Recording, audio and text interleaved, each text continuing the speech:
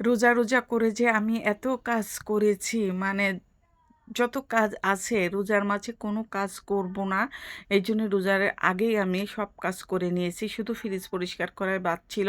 এটা করতে চাইনি যে রোজার কিছুদিন গেলে করব। কিন্তু এই যে ফ্রিজের সামনে আমার মেয়েরা কি ফেলে রাখছে মানে কালো, কালো আর কেমন যেন ময়লা দেখতে খারাপ লাগতেছিল।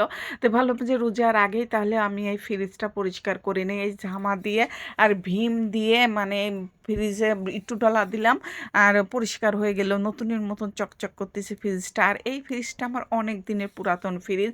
এই ফ্রিজের বয়স অনেক মানে তারপরেও মানে একটু যত্ন করি তো যে নতুনের মতনই চকচক করে মানে সুন্দর লাগে দেখতে। একটু পরিষ্কার করলে আবার নতুনের মতন দেখা যায়। যাই হোক আমার কিন্তু ২ টা ফ্রিজই পরিষ্কার হয়ে গেছে আর ২ টাই নতুনের মতন লাগতেছে। আর এই যে অনেক ঘরে ঝুল ঝাড়ছি, এখন এই যে ঝুল ঝেড়ে এই যে ময়লা পড়েছিল সবকিছু ঝাড়লাম। ঝেড়ে নিয়ে যে ঘরটা মুছে নিলাম যে রোজার থেকে আর মুছবো না। আজকেই মুছে নেই। এই যে ঘর মোছা হয়ে গেছে। আমি লাঠি দিয়ে ঘর মুছতে পারি না। ঘর মোছা লাঠি দিয়ে আমি ঘর মুছতে পারি না। এজন্য আমি ন্যাকড়া দিয়েই মুছি। আমার ন্যাকড়া দিয়ে মুছলেই আমার এটা সুবিধা হয় মনে হয়। তারপরে যে দুপুরে রান্নাবান্না করব, সেহরির রান্নাবান্না করব। আর সেহরির জন্য আমি ভর্তা করেছি এই যে মটরশুঁটি ভর্তা। এই ভর্তাটা যে এত মজা লাগে আমার কাছে আমার কোন, কোন আপুরা এই মটরশুঁটি ভর্তা পছন্দ করেন বলেন তো? আমার কাছে তো মটরশুঁটি ভর্তা, শিম ভর্তা অনেক মজা লাগে। এই তো আমার মটরশুঁটি কিন্তু ভাজা হয়ে গেছে। তুলে রেখে একটু যে মুরগির মাংস রান্না করব সেইজন্য এই যে মশলাগুলো কষিয়ে নিচ্ছি। আর আমার মসলা কষানো হয়ে গেছে এই যে মাংস দিয়ে দিচ্ছি। আর আজকে আমি মাংসটা রান্না করছি অন্যরকম করে দেশি এই যে দেশি আলু দিয়ে দেশি আলু সেদ্ধ করে নিয়ে আমি মাংসটা রান্না করছি। এর আগে কখনো আমি রান্না করিনি। আজ ১ম এই রান্না করলাম। এটা আলুগুলো সেদ্ধ করে নিয়ে ছিলে একটু চেটকে নিয়েছি। চেটকে মানে একটু আধা ভাঙা করে নিয়েছি। আর এইভাবে মাংস রান্না করলে যে এত মজা লাগে খেতে।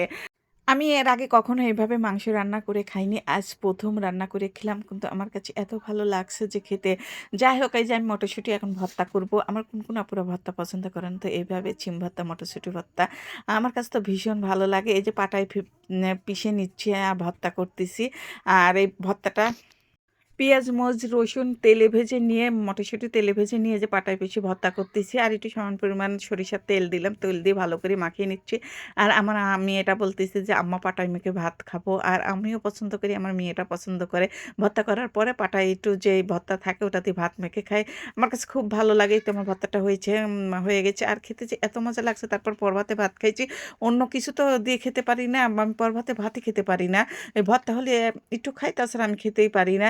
এই তো আমার মেয়েকেও ওই যে ভাত মাখা আমি কারাভাবে দিচ্ছি আর আমিও খেয়ে নিচ্ছি। এই ভিডিওটা কিন্তু রোজার আগের দিনের ভিডিও মানে সেহরির সময় ভর্তাটা খেয়েছি। অনেক আপুরাই বলবেন যে রোজা থেকে ভাত খেয়েছেন কিন্তু ভাত খাইনি আপুরা। এই রোজার আগের দিনের ভিডিও। সবাই ভালো থাকবেন, সুস্থ থাকবেন, আমাদের জন্য দোয়া করবেন। আজ এই পর্যন্ত আল্লাহ হাফেজ।